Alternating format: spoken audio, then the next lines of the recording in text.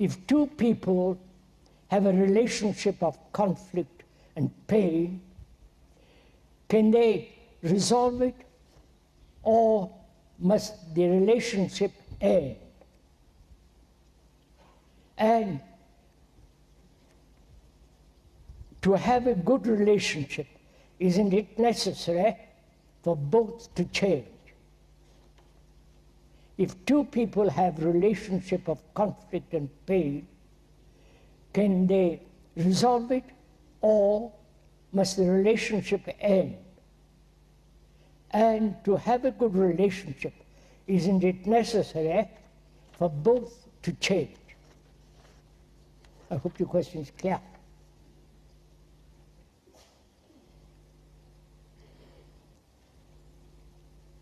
What is the cause in the relationship of pain, conflict, and all the problems that arise in relationship? What is the root of it? Please, in answering this question, we are thinking together. I am not answering it, you just receive it, accept it or reject it, but together we are inquiring into this question. This is a question that concerns all human beings, whether they are in the East here or Europe, America. This is a problem that really concerns most human beings. Apparently, two people, man and woman, cannot live together without conflict, without pain, without a sense of inequality, without that feeling that they are not profoundly related to each other. One asks why. There may be multiple causes: sexual, lack of temperament, the opposite feeling, that of belief, of ambition. There may be many, many causes for this lack of harmony in relationship. But what is really the source, the depth of that source which brings conflict in each of us? I think that's an important question to ask. To ask, and then not wait for an answer from somebody like the speaker, but having the put the question, have the patience to wait, hesitate, let the question itself take seed, flower, move. I don't know if I'm conveying that feeling.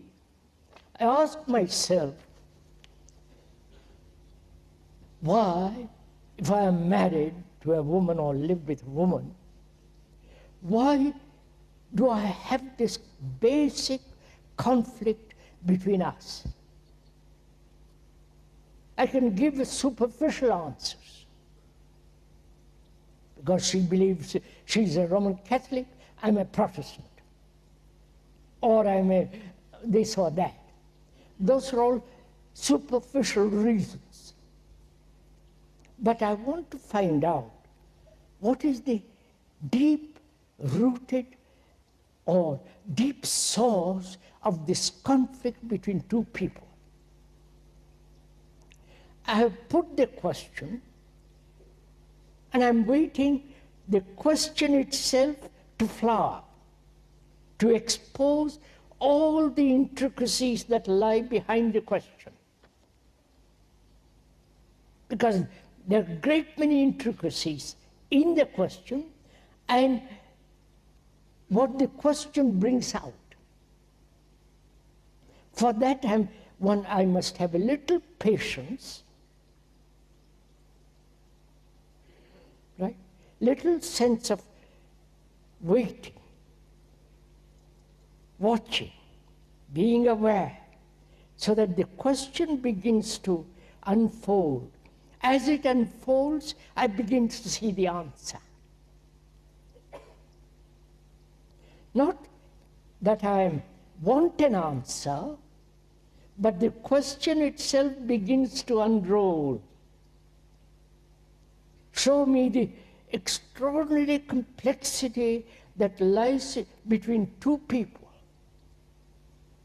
between two human beings that are perhaps like each other, perhaps are attracted to each other. When they are very young, they get sexually all the rest of it. And later on, as they grow a little older, they get bored with each other and gradually escape from that boredom through another person, divorcing or quietly, all the rest of it. But the same problem exists with the other. So I have to have patience. Patience, I mean by that word, not allowing time to operate. I don't know if you have gone to the question, patience and impatience.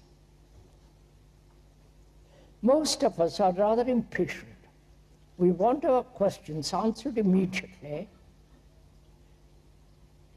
or escape from it immediately, operate upon it immediately.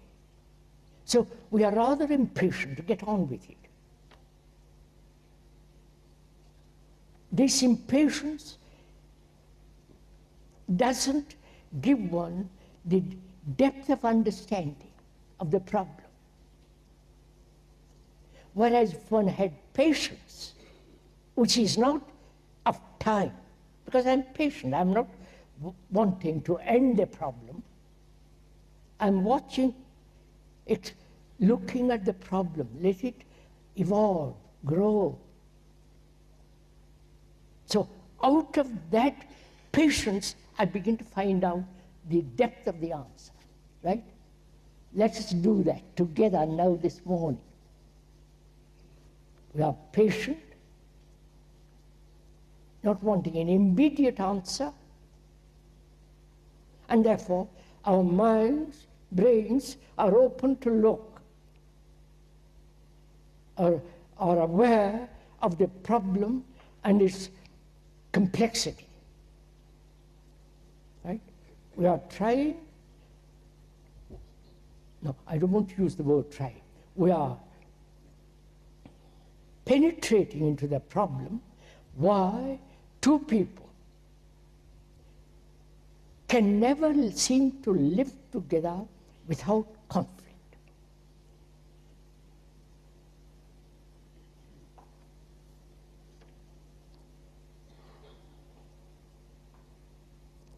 What is the root of this conflict? What is the depth or the superficiality of this conflict? And what is my relationship with her or with somebody? Is it superficial,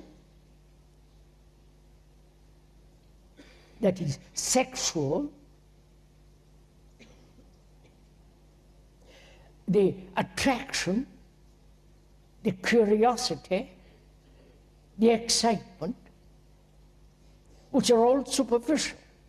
Sensory responses are superficial, right? So I realize these responses are being superficial, and as long as I try to find an answer superficially,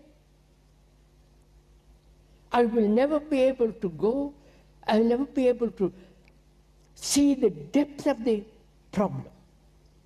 So am I free from the superficial responses and the problems that superficial responses create, and try to solve those problems superficially. I don't know if you follow. I've seen that, so I won't find an answer superficially. Therefore, I say, what is the root of it?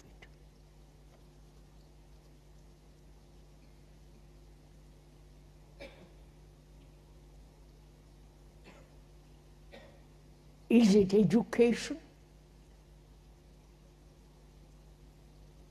Is it being a man, I want to dominate the other? I want to possess the other? I'm attached so deeply, I don't want to let go. And do I see that being tied, attached, will invariably bring about corruption? You follow? Corruption in the sense, I'm jealous, I'm anxious, I'm frightened, I want all the sequences of attachment, one knows very well. Or is that the cause of it? Or is the cause much deeper? You follow? First of all, we said superficial. Then emotional attachments. Emotional and sentimental, romantic dependence. If I discard those, then is there still deeper issue involved in this? You're getting? We are moving from the superficial lower and deeper, so that we can find out for ourselves what is the root of it. I hope you are doing this. Right?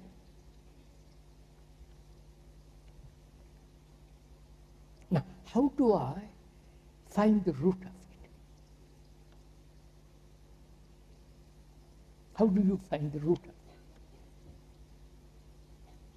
Are you wanting an answer? Right? Wanting to find the root of it, therefore making a tremendous effort.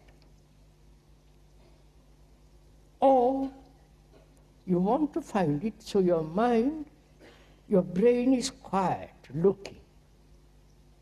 Right? So it's not agitated. It is not the activity of desire, will.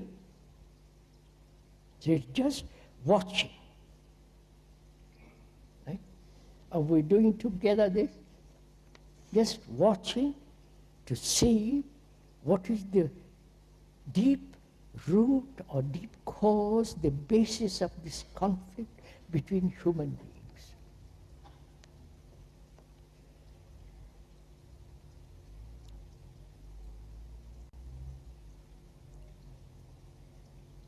Is it the sense of individual separation? See, go into very carefully, please. Is it individual concept that I am separate from the other? Basically, though biologically we are different, but this sense of deep-rooted individual separative action, is that the root of it? Or is there still a deeper root, deeper layer? You understand? I wonder if you're following on. We're together in this.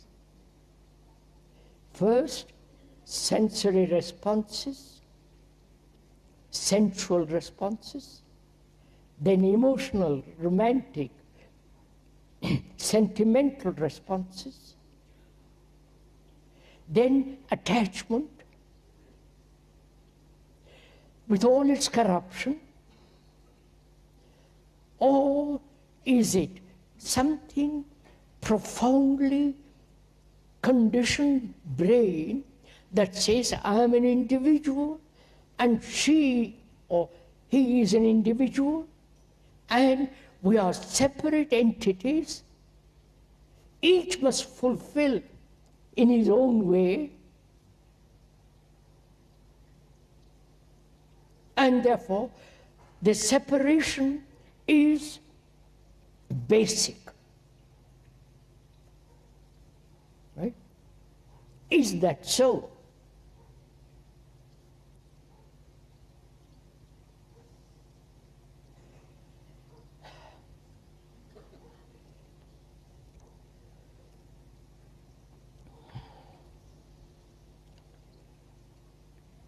Is it basic? Or I have been educated to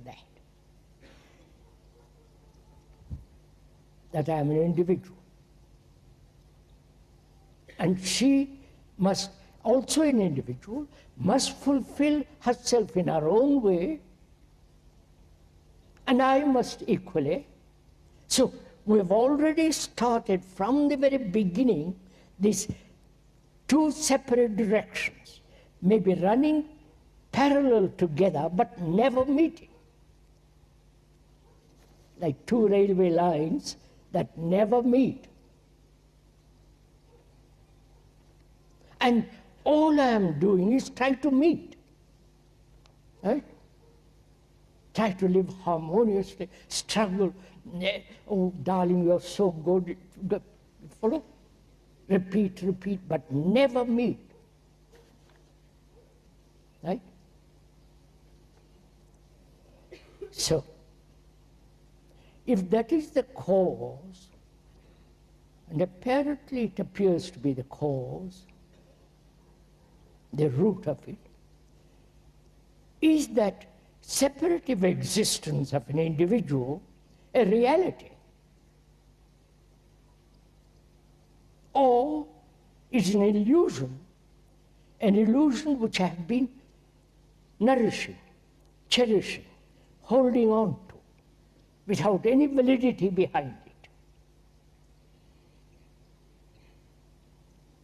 If it has no validity, I must be quite sure, absolutely, irrevocably sure, that it is an illusion. And can the brain break away from that illusion and realize we are all similar psychologically? You follow? My consciousness is the consciousness of the rest of mankind. Though biologically we differ, we are psychologically, our consciousness is similar in all, of all human beings. If I once realized, not intellectually, but at depth, in my heart, in my blood, in my guts, the feeling, then my relationship to another undergoes a radical change, right? Inevitable. I do. Now, the questioner asks, we are in conflict. Must it end? If we are battling with each other all day long, as most people are, struggle, conflict, you know, the bitterness, the anger, the hatred, the repulsion.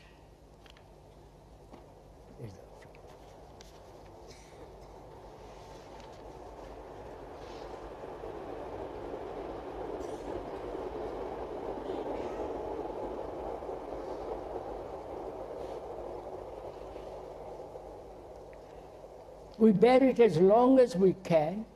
Then comes a moment we have to break.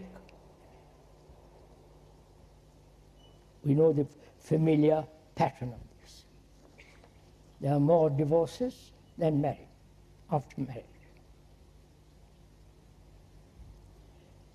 And the question asks, what is one to do if I am everlastingly in conflict with my wife and somehow I can't patch it over? Must the relationship end? Or I understand basically the cause of this disruption, of this conflict, which is the sense of separate individualities, and I have seen the illusory nature of it, and therefore I am no longer pursuing the individual line. Therefore, what takes place between me, who have perceived that, and lives it, not verbally maintains it, but actually lives it, then what is my relationship with the person, with the woman, who still thinks in terms of the individual? You understand my question? It's very interesting. Go into it. I see, or she sees, better put it onto her. She sees the foolishness, the absurdity, the illusory nature of the individual. She understands it, she feels it. And I don't, because I'm a male. I'm more aggressive, more driving and all the rest of that. So, what takes place between us? She has comprehended the nature, and I have not. She won't quarrel with me, never, right? She won't enter into that area at all. But I'm constantly pushing her, driving her, and trying to pull her out of that area. I am creating the conflict, not she. You've understood how the whole thing has moved. Are you following all this? The whole thing has moved. There were no two people quarreling, but only one. See what has taken place. And I, if I am at all sensitive, if I have real feeling for her, I begin to also transform. Because she is irrevocably there. You understand? She will not move out of that area. See what happens. If two immovable objects meet, there is conflict. I don't know. But if one is immovable, the lady, and I am movable, I naturally yield to that which is immovable. Right? I wonder if you understand all this. This is very simple. So,